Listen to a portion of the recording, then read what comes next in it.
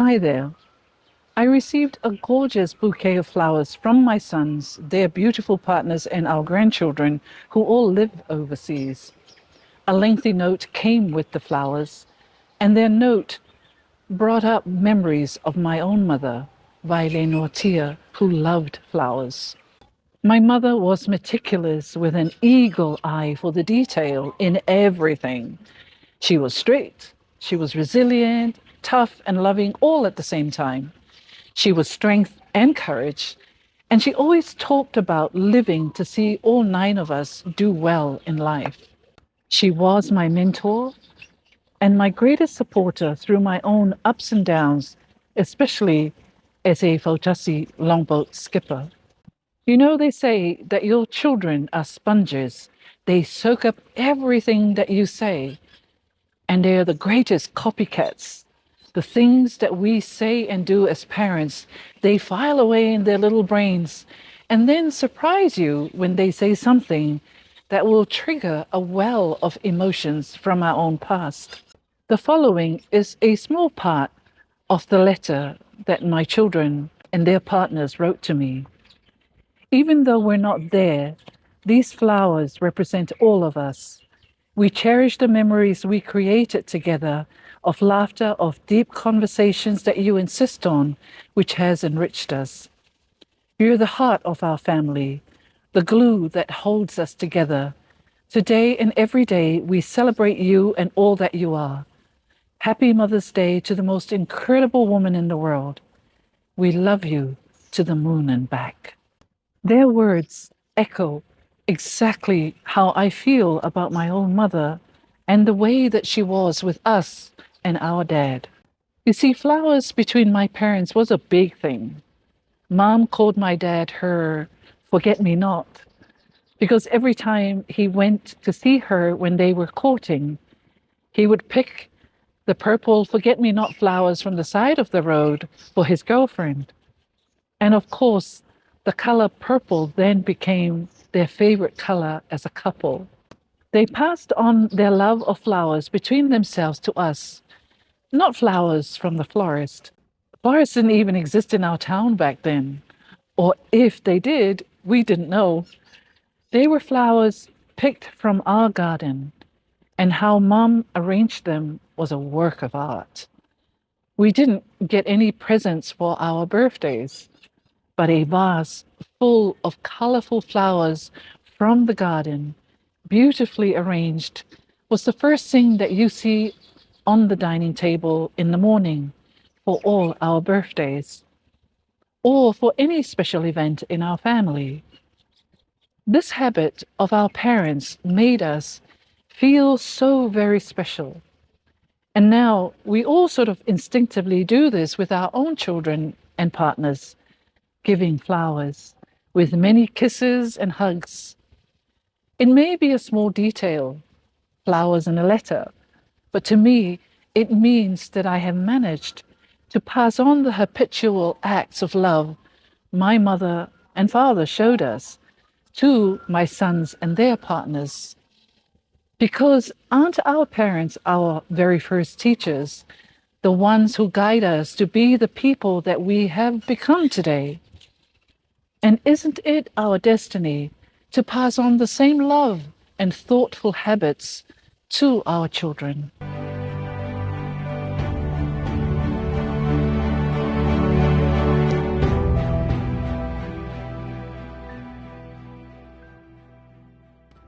Hi, I'm Zita. Thanks very much for dropping by my channel, and welcome back if you're one of my valued subscribers. If you're new to my channel, I share my life experiences as a longboat skipper, a life coach, a mentor, and entrepreneurial woman/mother. I have 4 sons. They're beautiful partners that I've claimed as my own daughters, and 3 wonderful grandchildren who are growing up far too fast for my liking. And I'm also known as Mama to thousands of sons of Samoa and women whom I have coached and mentored over the last 2 decades. Today, I would like to speak from the heart as a mother and life skipper. I became a FAUTASI skipper in 2001, and for the next 3 years, 2002 to 2004, I coached and trained the National Police Force on the FAUTASI until my whole crew lost weight, became very fit and toned, and that most of them were sent on peacekeeping missions around the world. In October 2004, the principal of Don Bosco Technical Centre visited my office to seek funding from the government of France because I am the honorary consul of the Republic of France in Samoa. That meeting brought me up to speed with the immense struggles and challenges that this principal faced with his school, Don Bosco Technical Centre. It was originally set up as a vocational school for young men who needed a second chance in life, and they were taught there about the trade skills in automotive mechanics, in carpentry, welding, plumbing, and electrical skills. But the school was constantly featured in the local news for instigating violence. There were fights on the buses, fights at rugby matches against other schools, fights and Molotov cocktails being thrown around at the markets of Apia, our capital town, and it became the norm for students to be thrown into prison. It got to the point where it was really hard for the school principal to get sponsors or donations from the public and the business community to help with the running of the school. And he said to me at that meeting, "I'm so tired of begging for funds to run the school. No one wants to be associated with a school such as mine." Sadly, I told the principal that the government of France does provide aid funding for other projects, but not for education. Father Mosese left my office that day, but the meeting lingered on in my mind. It just wouldn't go away, and I felt so bad that as the Honorary Consul of France, I couldn't even pledge any funding. But the universe and the Lord works in such mysterious ways. About a month after my meeting with Father Mosese, I received a phone call from the chairman of our church. And before I said anything, he said, "Zita, I have the whole executive of the Marist Boys Old Pupils Association in front of me in my office, and you're on intercom. They've come to ask me, as a chairman, if they can take our church longboat to the Marist school to train the Marist rugby teams and also the school on the FAUTASI or the longboat.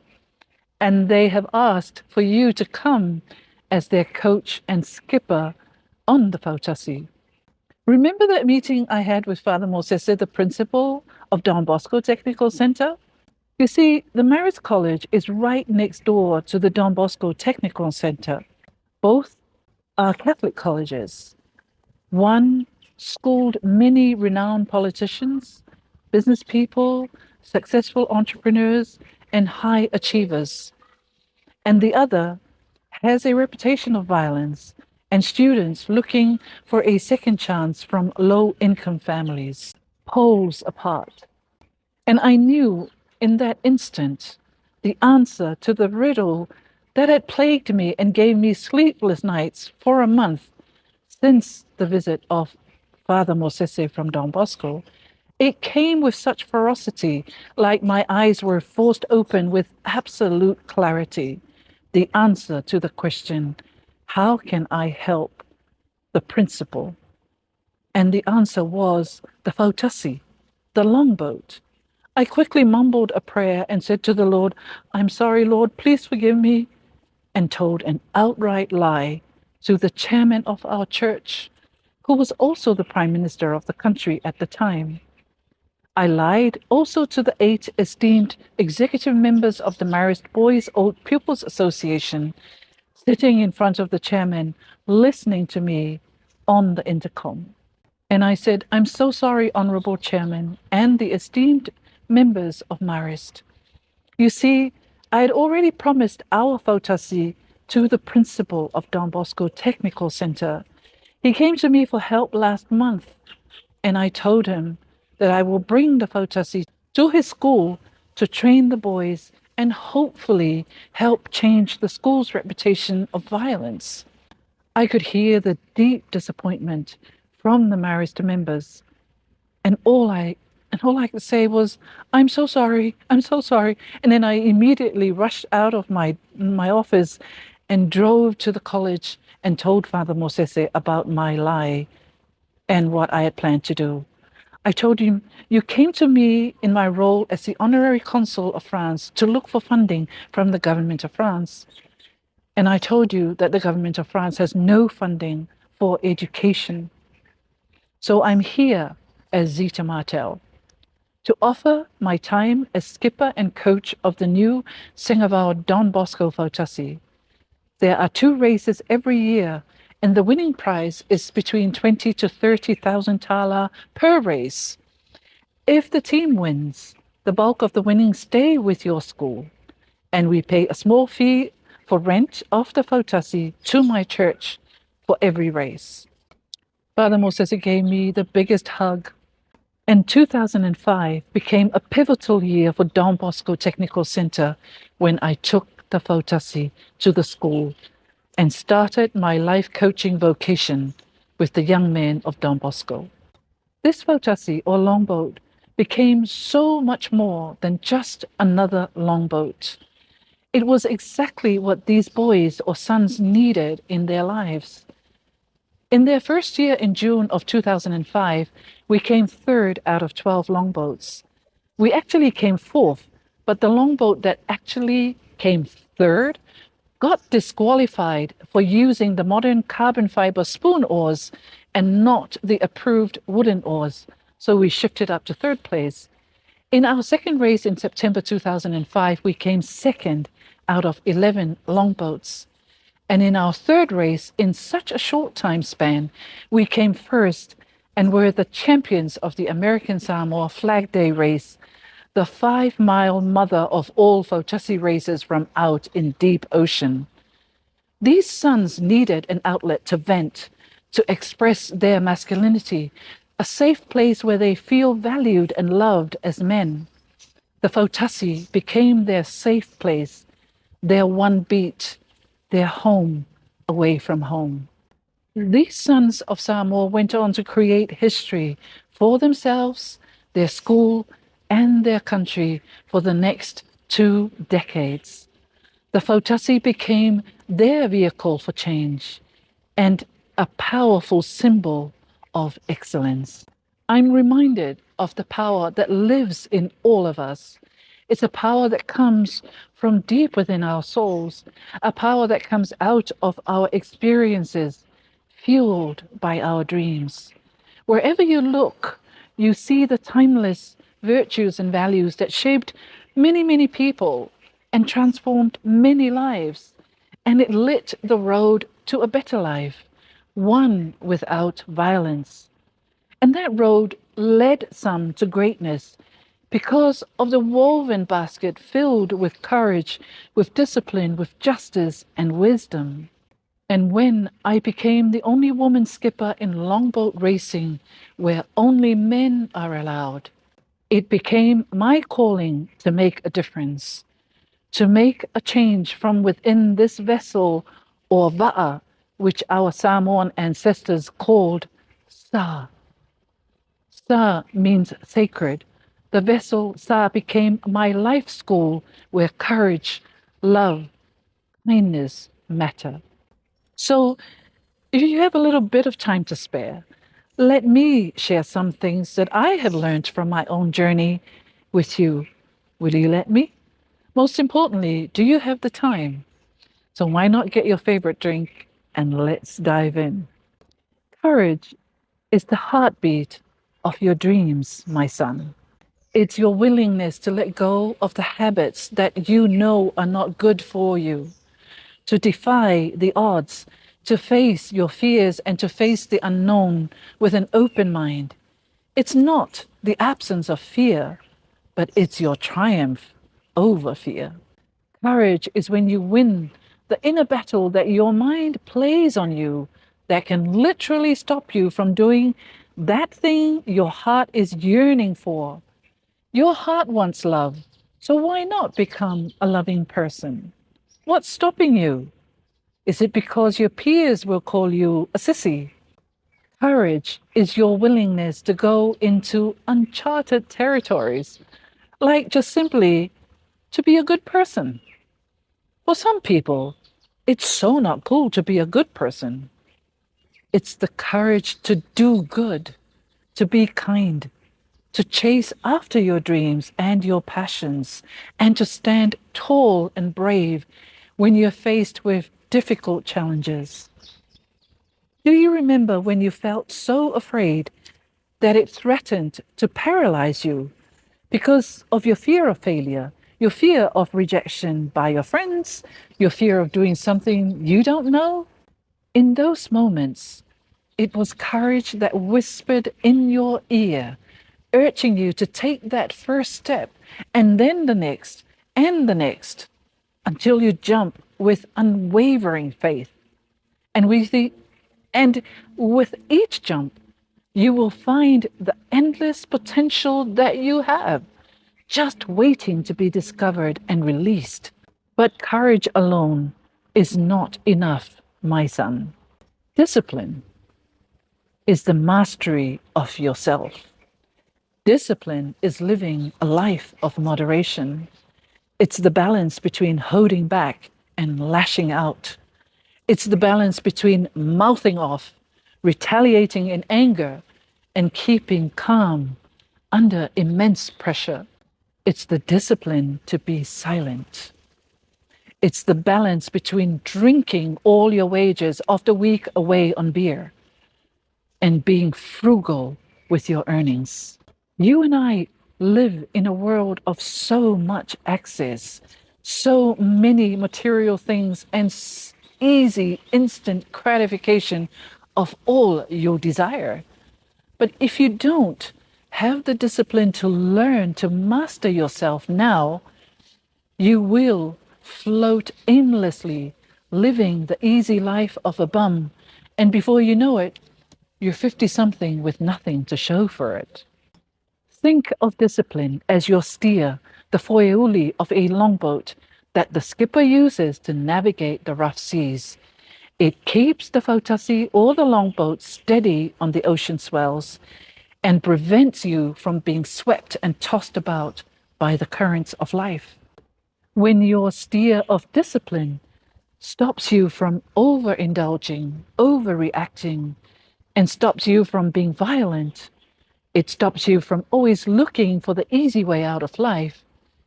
You will learn to make deliberate, intentional choices, to have healthy daily habits, to honor and value yourself, to give priority to what truly matters to you from today, leading into your future. And when you do this, you will discover a deep sense of freedom because you have mastered your cravings, your desires, the calls to drinking parties, and all the other desires that can cause such a mess in your life's plans. On the FAUTASI, you learned about justice with your peers. On the FAUTASI, you learned about fair play, equality, and human dignity. How to win together as a team with love and kindness, where violence, oppression, and bullying has no place. And it's also where you learn to be kind and be compassionate to those even less fortunate than you. It's the moral compass that guides your actions, where every voice is heard, every life is valued, and every person that you come into contact with is treated with dignity, respect, and kindness. It makes you stand up for what is right, even when it's hard, and it inspires you to champion change. And the last one, and just as important, is wisdom. Wisdom is your basket of knowledge, of experiences, and self-reflection. It's your ability to tell the truth from fake, to see your life with clarity and insight, to make decisions that align with your aspirations and values. Think of wisdom as your matu, your North Star that lights your way. It gives you comfort during difficult and uncertain times and clarity when you doubt yourself. It will also make you a person who is always curious about how people and things come together, and even make you curious about the mysteries of life. Wisdom also turns you into a lifelong learner. And with wisdom, you look for counsel, for direction from those who have walked the path before you. And in your embrace of wisdom, you will discover an even more profound sense of purpose, a deeper understanding of yourself and the world around you, and a legacy that will live beyond your days on this earth. Thank you for visiting with me today. Until next time, take good care of you. Remember, courage, love, kindness.